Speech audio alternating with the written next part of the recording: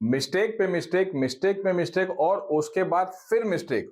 और ये सारी मिस्टेक्स और गलतियां जब भारी पड़ जाती ना, तो हमारे तालाब वाले जो होते ना, हमारे तालाब वाले उसके बाद में फिर बड़ी बड़ी मिस्टेक्स करना चालू करते हैं।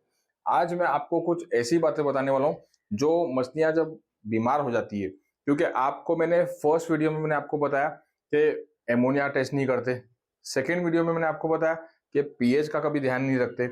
उसके बाद मैंने आपको थर्ड वीडियो में ये बताया कि हार्मफुल बैक्टीरिया क्या होता है, क्यों होता है और उसकी वजह से क्या प्रॉब्लम होता है।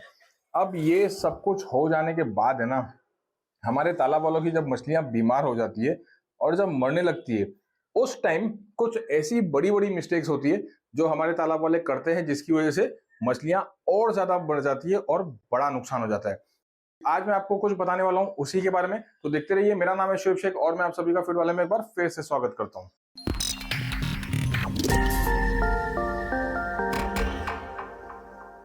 छोटी छोटी ऐसी बहुत सारी मिस्टेक्स होती है जिसकी वजह से बड़ा प्रॉब्लम आ जाता है। अब जैसे कि मैंने आपको बताया कि एमोनिया चेक नहीं करते। एमोनिया चेक करना बहुत जरूरी होता है। अगर एमोनिया चेक नहीं करोगे तो धीरे धीरे बढ़ जाएगा और मछलियां दिक्कत में आ जाएगी। इसके बाद मैंने आपको पीएच के बारे में बताया कि पीएच कम हो जाए या पीएच ज्यादा हो जाए, उसको भी टाइमली चेक करते रहना पड़ता है। अगर आप उसको टाइमली चेक नहीं करोगे तो दिक्कत बढ़ जाएगी। उसके बाद में मैंने आपको थर्ड वीडियो में ये बताया कि आपको हार्मफुल बैक्टीरिया का टाइमली इलाज करना है, उसको मारना है, उसको ट्रीटमेंट करना है। अगर आप वो नहीं करोगे तो धीरे धीरे दिक्कत बढ़ती जाएगी और बड़ी प्रॉब्लम हो जाएगी।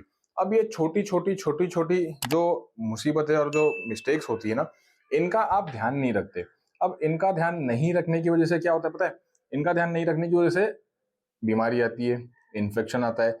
हार्मफुल बैक्टीरिया की वजह से, एमोनिया की वजह से, पानी गंदा होने की वजह से होता क्या है कि मछलियां इन्फेक्टेड हो जाती है, फंगल इन्फेक्शन होता है, बैक्टीरियल इन्फेक्शन होता है और मछलियां बीमार होने के बाद में कमजोर हो जाती है और धीरे धीरे मरने लगती है। और जब मछलियां मरने लगती ना, तो यहाँ पर स्टार्ट होती है बड़ी मिस्टेक्स। अब मैं हमेशा तालाब वालों को देखता हूँ कि जब मछलियां मरने लगती ना, तो मरने लगती है तो क्या करते हैं कि सबसे पहले तालाब वाले पानी चेंज करने लगते हैं। ये सबसे बड़ी मिस्टेक है। याद रखिए, आपको पानी चेंज नहीं करना है, आपको पानी एक्सचेंज करना है। पानी एक्सचेंज करने का मतलब क्या होता है कि जो तालाब होता है, आप एक तरफ से पानी निकालिए, दूसरी तरफ से पानी डालिए। ये आपको करना है। आपको वाटर लेवल जो होता है ना, वाटर लेवल मेंटेन रखना है। वाटर लेवल मेंटेन रखना जरूरी इसलिए होता है क्योंकि क्या होता है, मछलियां देखिए दिक्कत में, परेशान है, बीमार है, मर रही है, और आप क्या करते हो, तालाब का पानी डाउन कर देते हो। 7 फुट 8 फुट अगर तालाब का पानी था, उसको कम करते करते करते करते 1 फुट 1.5 फुट पे ले आते हो, फिर उसके बाद में दूसरा पानी भरते हो। तो ये सबसे बड़ी प्रॉब्लम होती है, मिस्टेक होती है कि जब मछलियां दिक्कत में होती ना, उस टाइम तालाब का पानी कभी कम नहीं करना। तालाब का पानी अगर कम करोगे तो मछलियां और दिक्कत में आएगी। और इसके बाद में आपको एक और मिस्टेक बताता हूँ। आप क्या सोचते हो कि जैसे ये समझो 1 एकड़ का या आधे एकड़ का बड़ा तालाब है, ठीक है। अब लोग क्या करते हैं, यहाँ पर इस कोने में एक मोटर लगा देंगे या फिर इंजन लगा देंगे और यहाँ से पानी निकालना चालू करते हैं। अब ये सोचते हैं कि पानी साफ कर रहे हैं, पानी चेंज हो रहा है। पानी साफ ऐसे में नहीं होता है।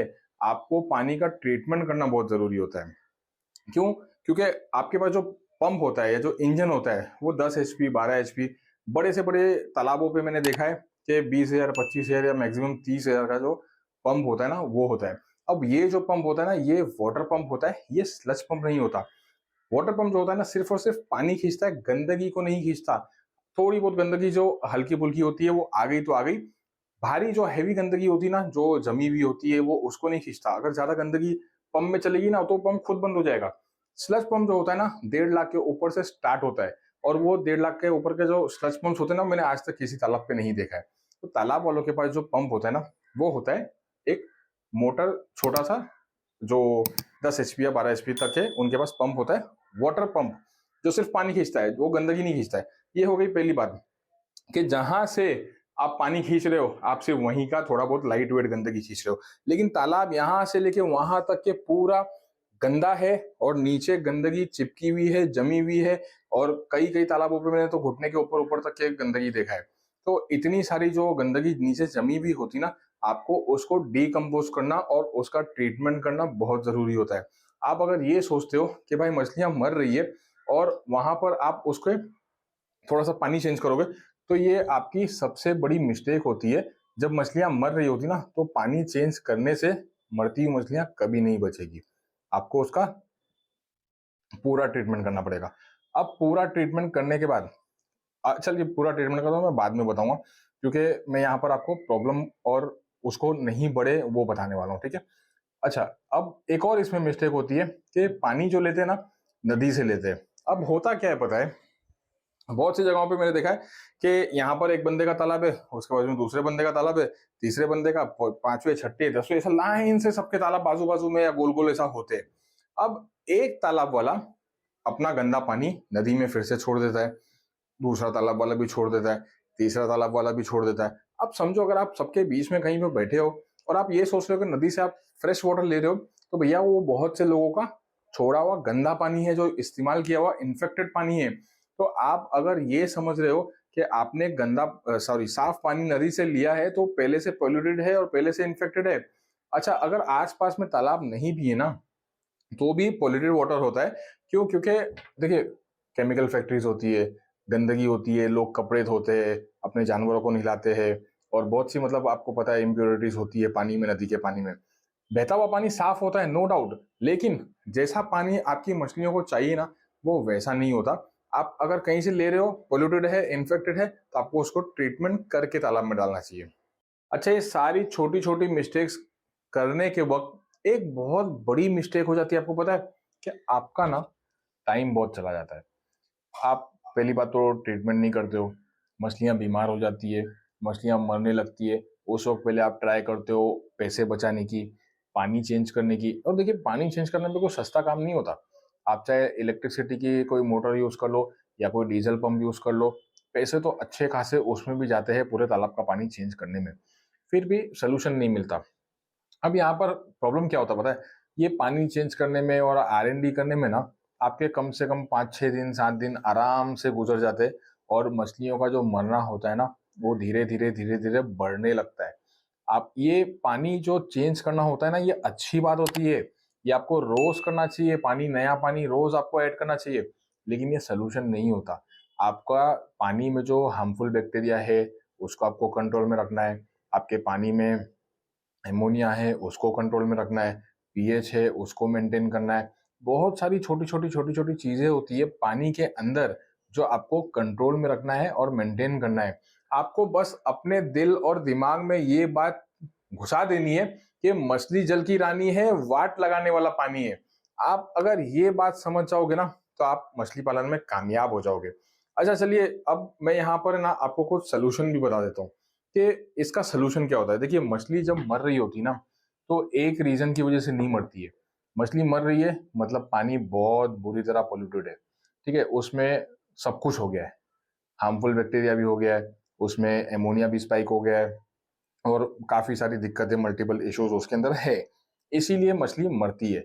अब आपको क्या करना है, आपको ट्रीटमेंट करना है। देखिए, ट्रीटमेंट करने के लिए ना मेरे पास फिट वाले की इमरजेंसी किट है, और भी बहुत सारी दवाइयां हैं जो मैं सजेस्ट करता हूँ, और ऊपर वाले के करम से ना मैंने आज तक हजारों लाखों फार्मर्स की मछलियों को बचाया है। और देखिए, मैं ये वीडियो है ना, मैं अपनी दवाइयां बेचने के लिए या प्रमोशन करने के लिए नहीं बना रहा हूँ। मैं आपको सिंपल सा तरीका बता रहा हूँ कि आपको अगर मेरी कंपनी की दवाइयां नहीं लेना है, आप किसी और कंपनी की लीजिए, और भी बहुत सारी कंपनीज है, लेकिन आपको मछलियां मरने से पहले आपको ट्रीटमेंट करना है। अगर आपने मछली मरने से पहले ट्रीटमेंट नहीं किए, किसी वजह से मछलियां मरने लग जाती है, तो इसके बाद कोई मिस्टेक मत करना। इसके बाद की सबसे बड़ी मिस्टेक ये होती है कि आप टाइम वेस्ट करते हो। पहले दवाई ढूंढने में टाइम वेस्ट करते हो, उसके बाद में फिर डिस्काउंट मांगने में टाइम वेस्ट करते हो, फिर नहीं मिलता है या मिल जाता है जो भी होता है, उसके बाद में जब आप कुरियर से मंगवाते हो तो वो दवाइयाँ आने में टाइम चला जाता है। इस दरमियान में ना 8 से 10 दिन अगर आपके गुजर गए ना, तो आपकी आधे से ज्यादा मछलियां मर जाएगी। इससे बेहतर और इससे अच्छा ये होता है कि आप टाइमली ट्रीटमेंट करो।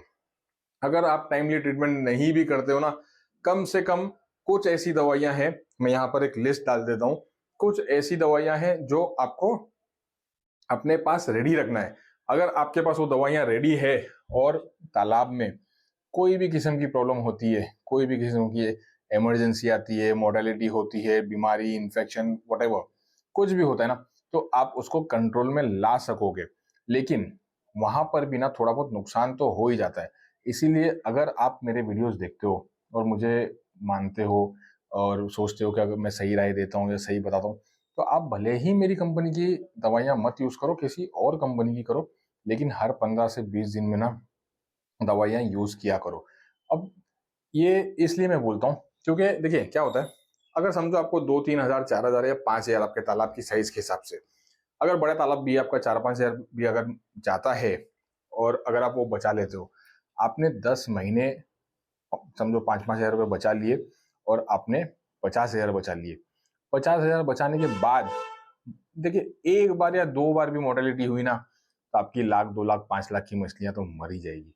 इसीलिए बेटर ये है कि 2-5 लाख की मछलियां मरने से पहले 2-5 हज़ार खर्चा कर लिया करो और अपनी मछलियों को बीमार होने से बचा लिया करो। और एक बात मैं आपको फिर यहाँ पर कहना चाहूंगा कि मछली जल की रानी है, वाट लगाने वाला पानी है। इसीलिए एक बात मेरी हमेशा याद रखना कि भैया पानी का ट्रीटमेंट टाइम टू टाइम करना। Thank you.